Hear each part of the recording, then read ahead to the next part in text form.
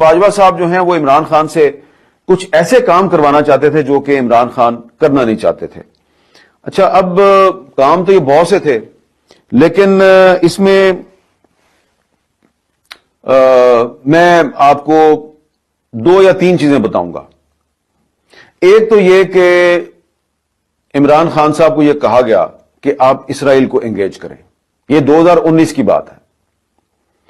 تو عمران خان صاحب جو ہیں ان کے پاس بہت سے لوگ گئے اور انہوں نے ان کو یہ مشورہ دیا کہ آپ اسرائیل کو انگیج کریں. اس کی وجہ کیا تھی؟ وجہ یہ تھی کہ باجوہ صاحب کا خیال تھا کہ جو فروری 2019 میں پاکستان اور انڈیا کے درمیان ایک جنگ کی صورتحال پیدا ہوئی اور ایک ٹینشن پیدا ہوئی، تو اس میں اسرائیل جو ہے وہ انڈیا کے ساتھ تھا.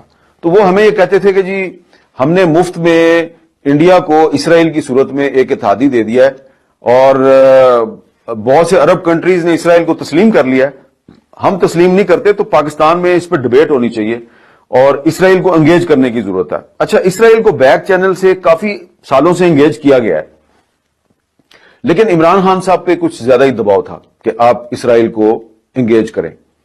اور ایک میٹنگ تھی پرائم منسٹر سیکریٹریٹ میں، اور اس میں بھی موجود تھا اور بھی کچھ لوگ موجود تھے. وہاں پہ عمران خان صاحب کو یہ مشورہ دیا گیا کہ آپ اسرائیل کو انگیج کریں. اور وہاں پر میں نے عمران خان صاحب سے کہا تھا کہ یہ قائد اعظم کا پاکستان ہے اور قائد اعظم کے پاکستان میں اسرائیل کے بارے میں وہی پالیسی چلنی چاہیے جو کہ قائد اعظم کی پالیسی تھی، اور خان صاحب نے میرے سے اتفاق کیا تھا. تو یہ بات ریکارڈ پر موجود ہے. جب عمران خان وزیر اعظم تھے اس وقت میں نے یہ بات اپنے کالم میں لکھ دی تھی، اور بعد کے جو حالات و واقعات ہیں وہ کیا